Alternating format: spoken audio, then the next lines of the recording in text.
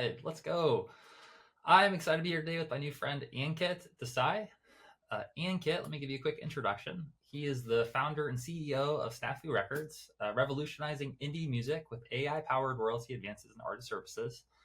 He's a former Universal Music Group strategist with deep expertise in digital innovation in the music industry.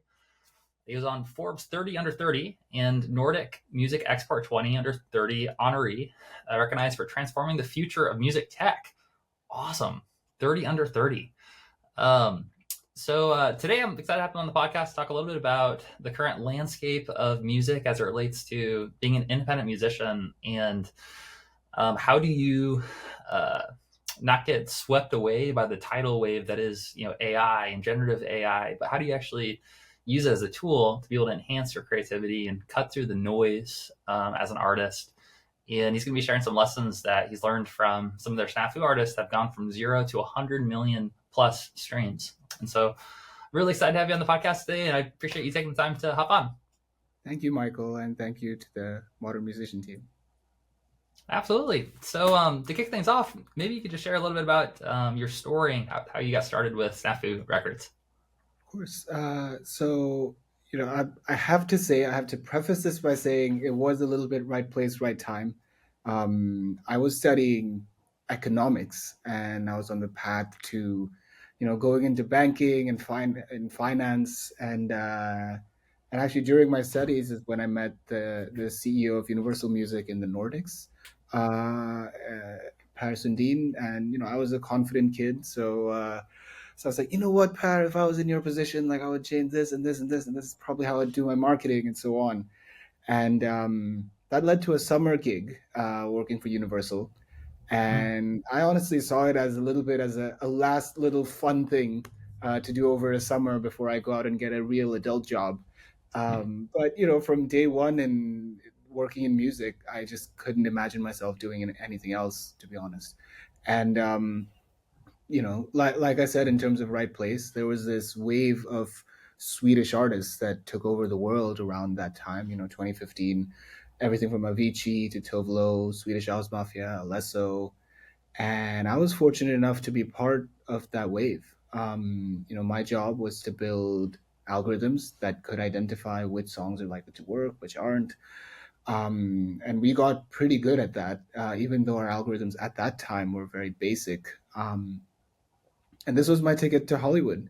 And I did the same at Capitol Records based in LA with a different set of artists where I was also working on digital strategy. There it was more with everything from Katy Perry to Sam Smith, Halsey, Paul McCartney. But really while I was working there is when I saw this number that really blew my mind, that 70% of all music consumption at that time was between the three major labels, Universal, Sony, and Warner. But they accounted for less than 1% of all the new music that was coming out in the world.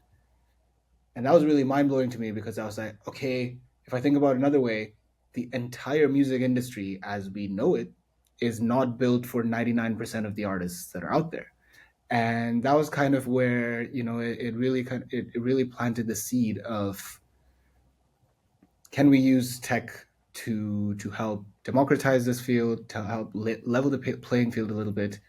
Can we use an algorithm? Can we build an algorithm that can scan through all the millions of songs that are coming out on Spotify, YouTube every year, and find that girl in her bedroom in Indonesia that's making amazing music that the world's dying to hear?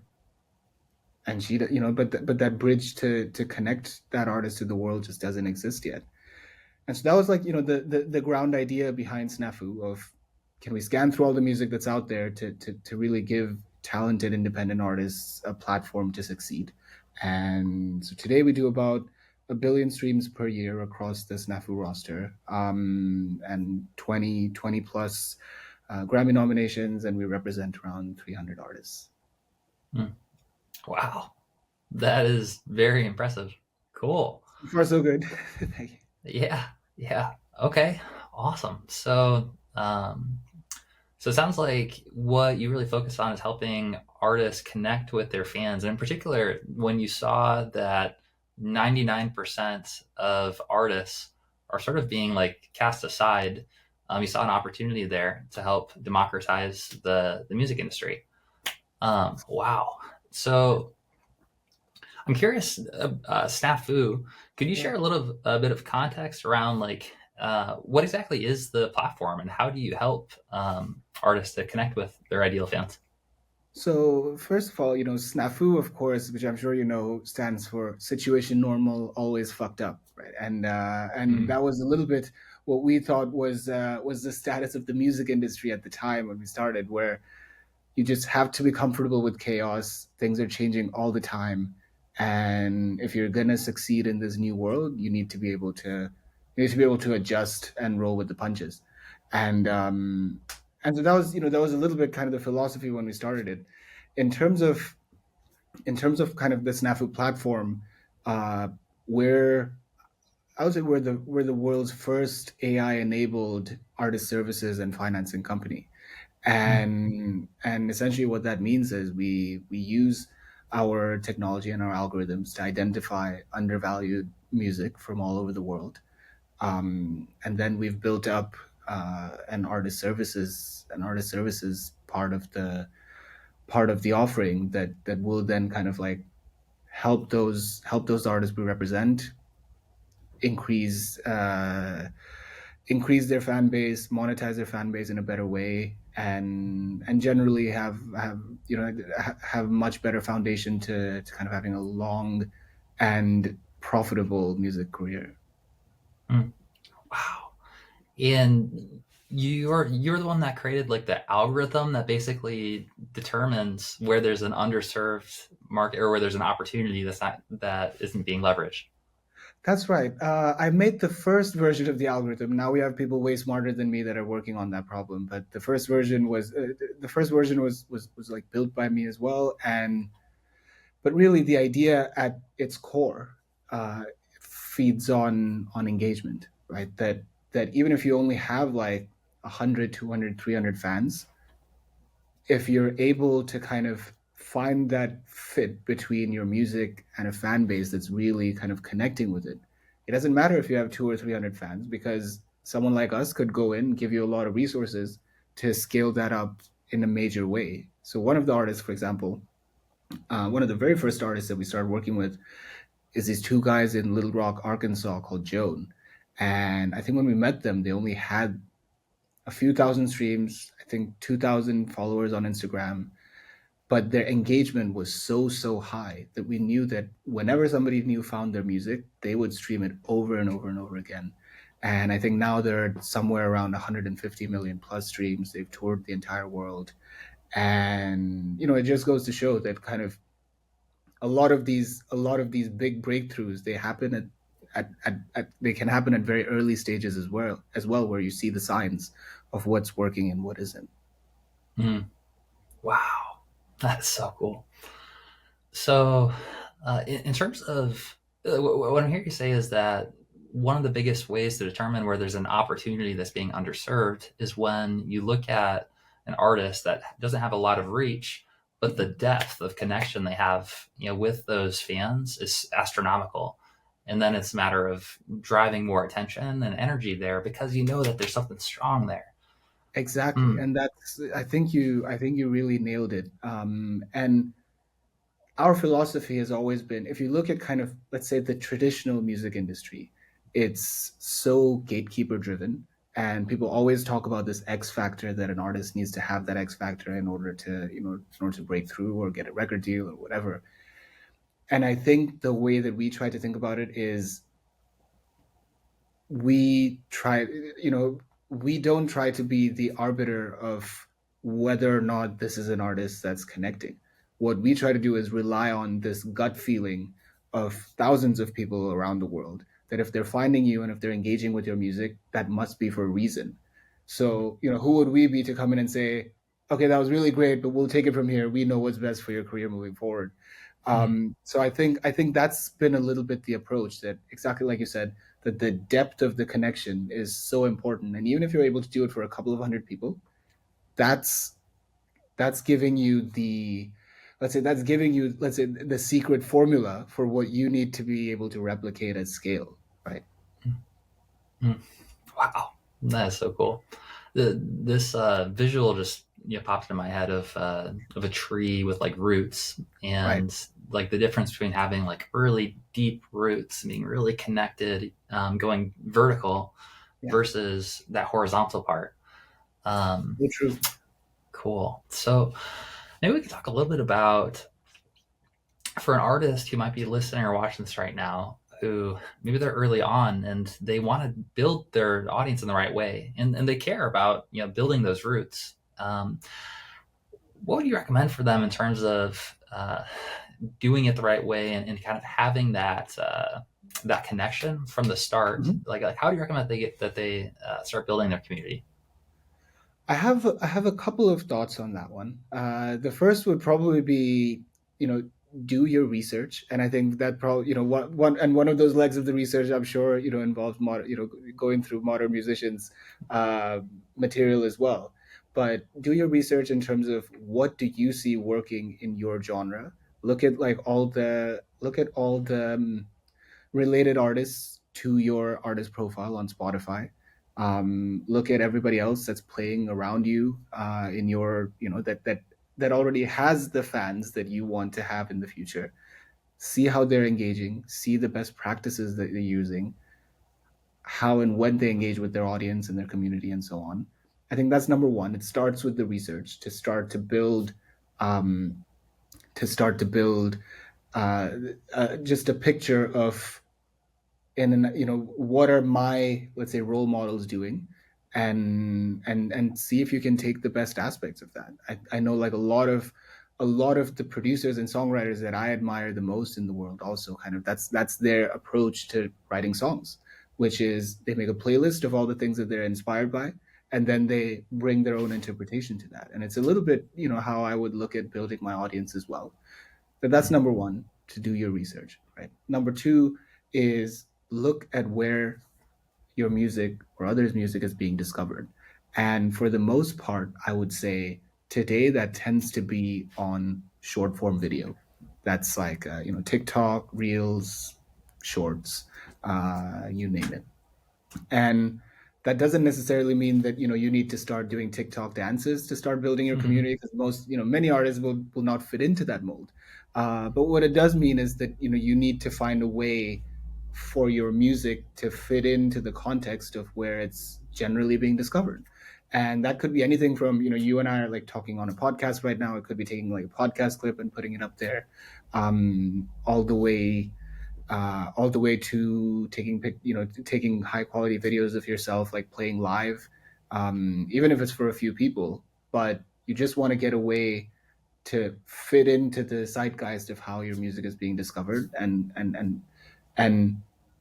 and kind of go with the tide there, not against it. And I think the third one, probably like the very best way to make fans connect with fans, and I think, I'm sure, probably also you and me and everybody listening can relate as well.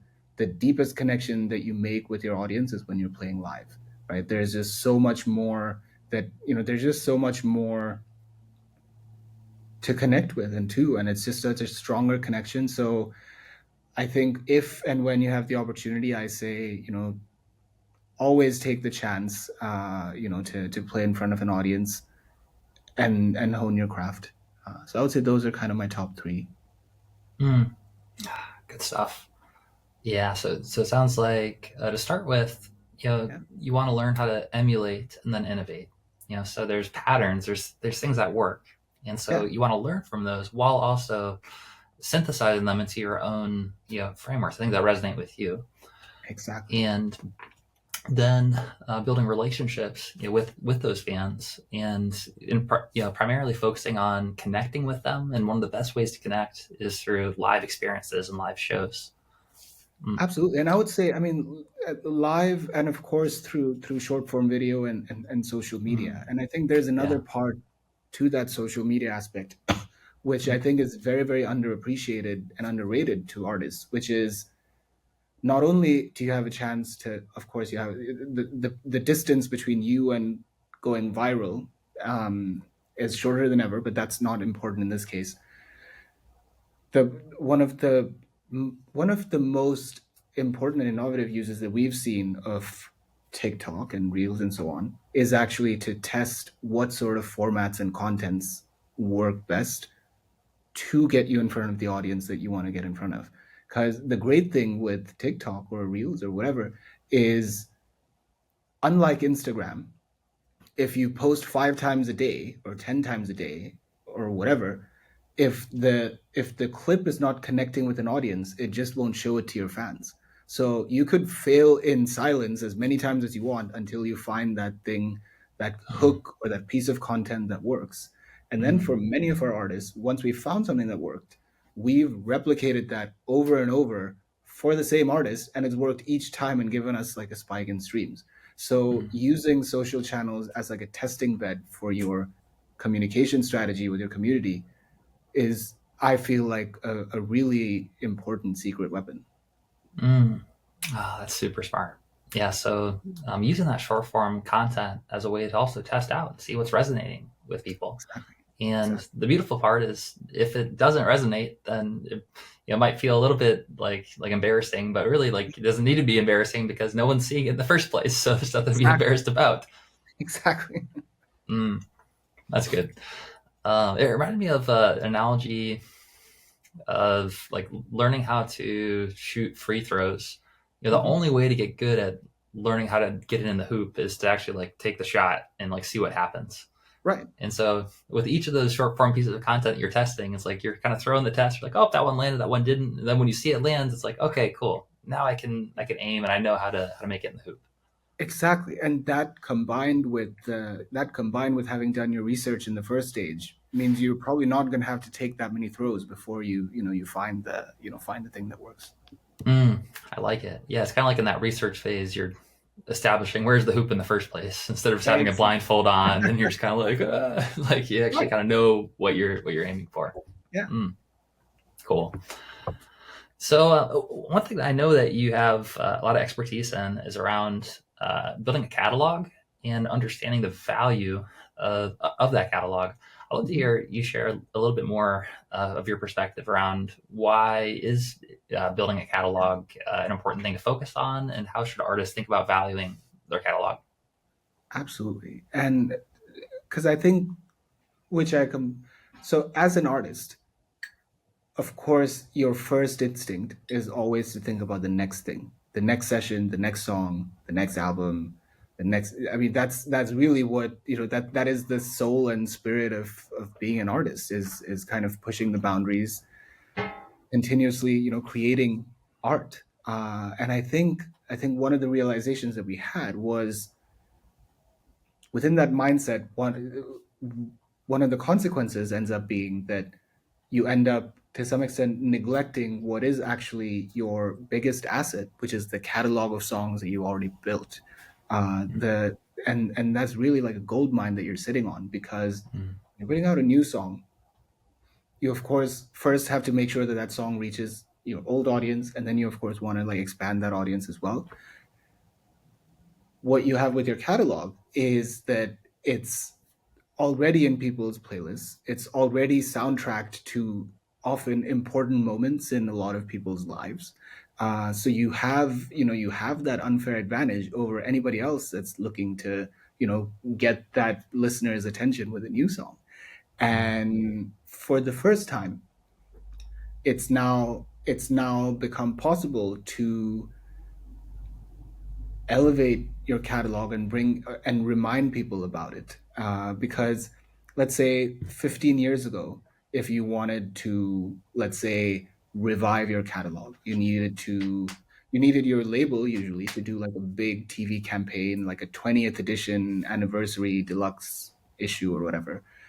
5 years ago, you needed to be on, let's say, a 2000s nostalgia playlist from Spotify in order to kind of like be resurfaced. mm, But today, because a lot of the music discovery ends up being algorithmic or ends up being, on social, short form video, as long as your song, even if it's 10 years old, fits into the context of like the video that someone's creating, it has all the potential in the world. So on one hand, all of a sudden, your music is now competing with all the best songs that were ever released in a way that hadn't happened before. Like you're competing with Mm, ABBA, you're competing with the Bee Gees, et cetera, et cetera. But on the other hand, this is you now have an opportunity to monetize your biggest asset in a way that really was not possible before. mm, And I think that's the that's the one big takeaway that that we took, and I'd like to to convey forward of a lot of the time artists just end up not paying as much attention to their biggest asset, which is their catalog, that they can continually be nourishing and refining. mm. Makes a lot of sense. The analogy that kind of came back again was that the roots and like the Yeah. tree.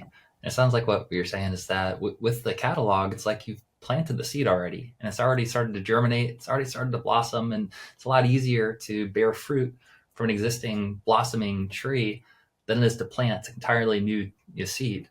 And it's great to plant new seeds and to nurture and let it grow, but often we underutilize it because we think, oh, like this tree's already Exactly. there. I want to plant the new shiny thing, rather than focusing on the asset that's already there.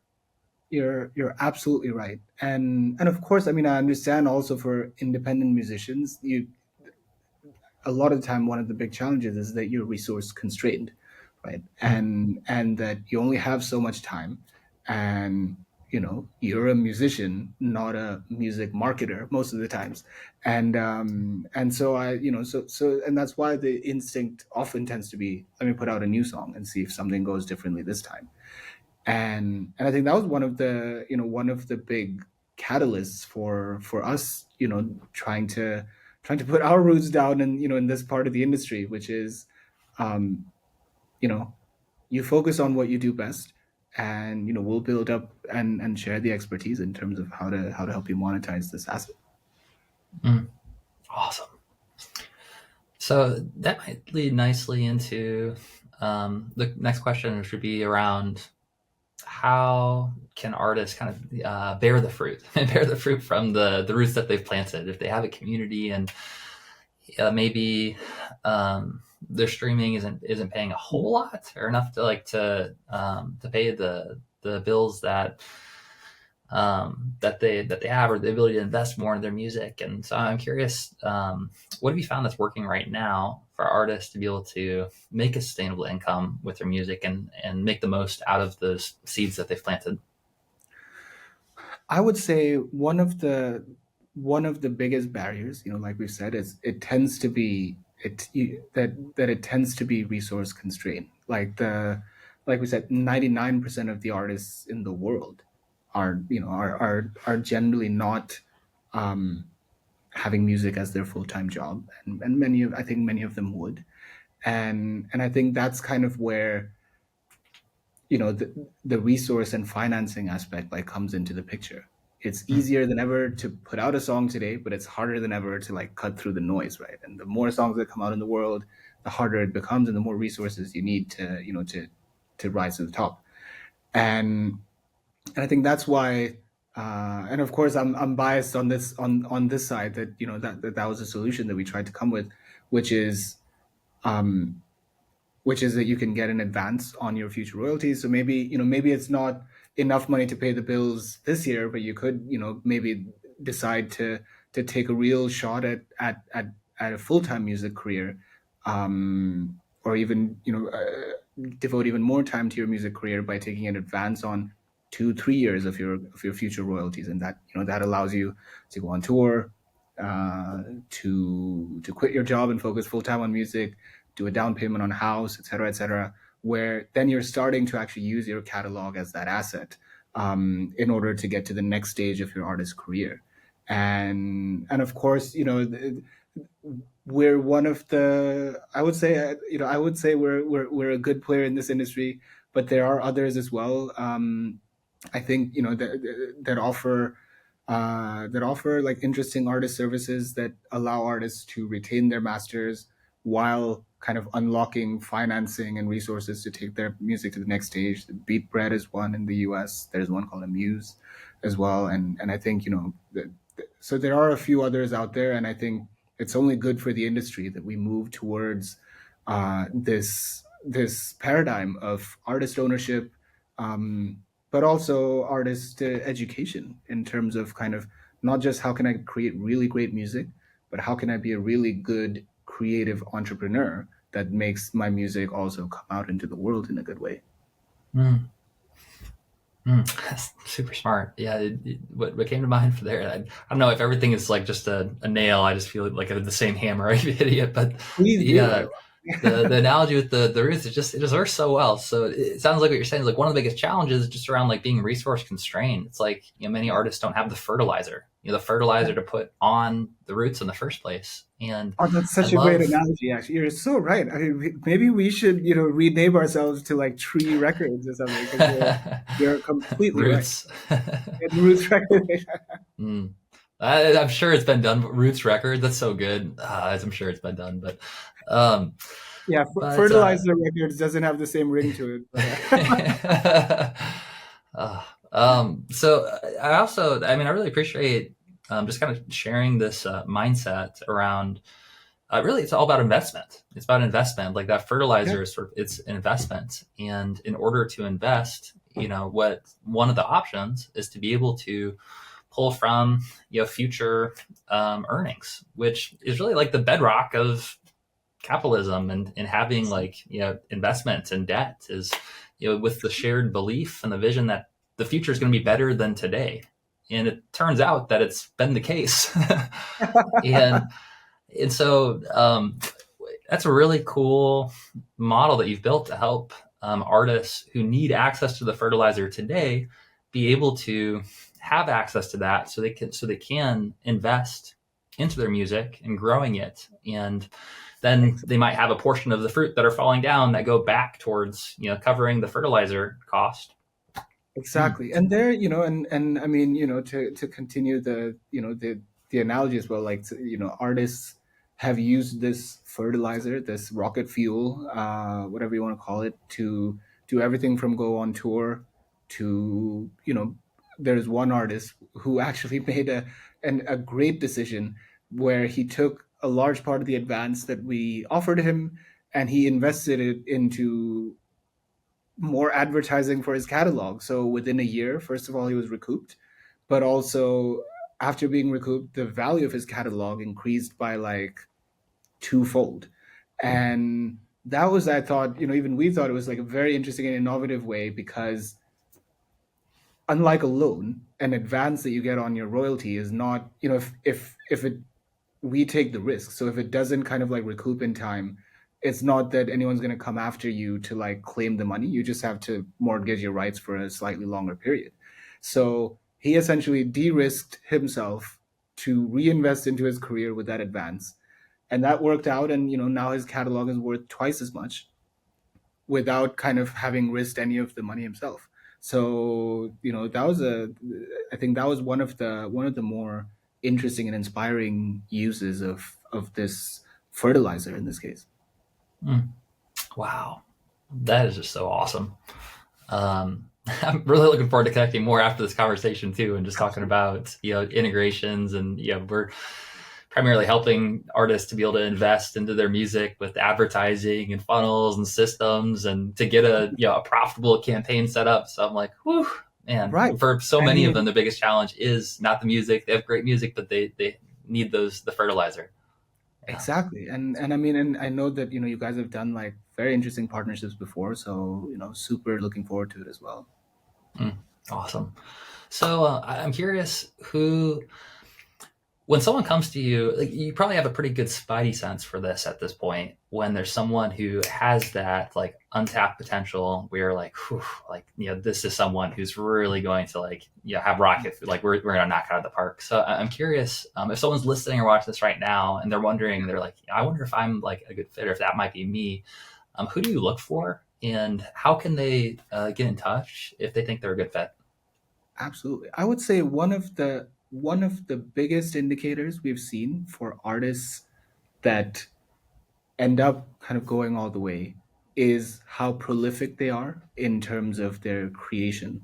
So Mm, that's everything from how prolific they are in putting out content, making songs, um, also just in terms of how they communicate with their audience. at the very extreme of this is Ed Sheeran, and I think like his schedule and his way of like working with not just fans but activations and promoting his albums is well documented and very um, very inspirational and well known. But I think also at a much earlier stage, these are artists that are either touring a lot, or if they're not at the size of touring yet, they're like putting out a lot of content. They're writing very prolifically. And what that does and what that gives you in this modern music industry is feedback upon which you can iterate. If you put out 50 pieces of content, even if all of them don't go anywhere and only get a few hundred views, I promise you're going to get some sort of feedback in terms of what's working and what's not working and what you should do for the 51st piece of content. And the same goes with songs, right? Like, obviously the Swedish pop songwriting phenomenon is, of course, like, again, well known and documented, but they always say you have to write 100 songs before you write your first good song. And so I really think that putting the time and effort into just that grinding time is what we've seen like separates the artists that end up kind of taking their career to the next level, and those that maybe kind of stay on like the hobby level. And I think, of course, we obviously like welcome all, and I know you guys do too as well. So if there are artists that's listening to this and wants to get in touch, I think the easiest is either reach out to us at Snafu Records on Instagram, or contact at snafurecords.com. And we check that pretty regularly, and would love to talk more. Awesome. Okay, so one last question for you, and I was even debating like try ask this one because this could be like a rabbit hole kind of thing, but I would love to hear your perspective on it. Is right now it feels like we're on a little bit of like a precipice, or like we're leaning over the edge of like massive change, massive revolution in the music industry and in the world due to technology, AI, due to an approaching singularity level event. And so I'm curious, from your perspective, having some pretty deep insights into what's working right now in the market, where are things headed, what are some of the waves that are approaching. What do you think the next 1 to 5 years is going to be about in the music industry? Ooh, I have a few thoughts on that one.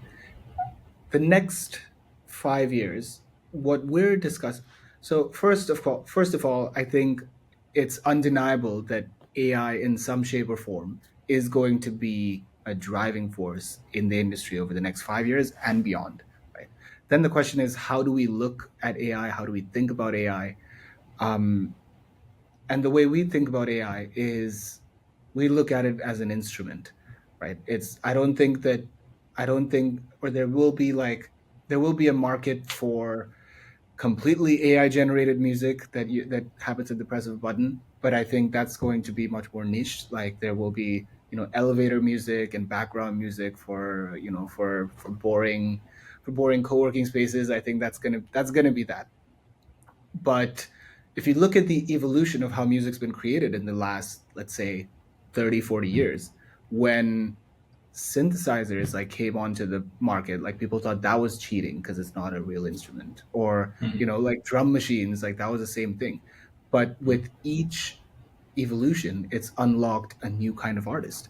So I had the privilege of working and spending some time with Avicii before he passed, and one of the biggest things was that he was not the best instrument player in the world, but he was an incredible musical genius. And he would write all his songs by like basically like dragging one note up, one note down, one note up in his, on his Logic Pro. And it drove all the other songwriters crazy, but like he would really take his time, and when it was ready, it sounded incredible.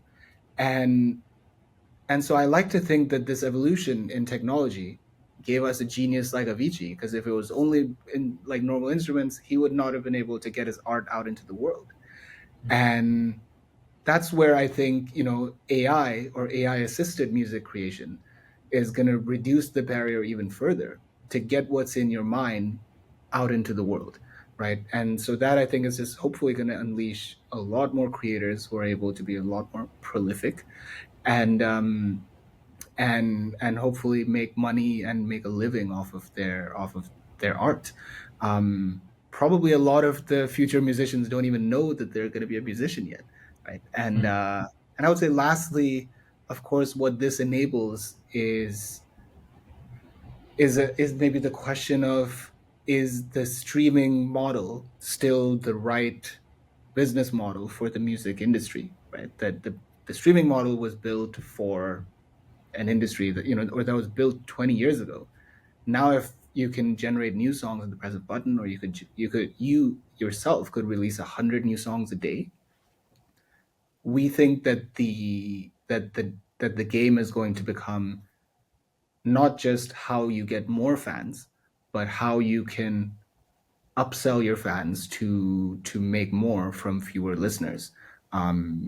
Because at some point, the number of new creators coming into the music industry is going to be more than the number of new listeners coming in.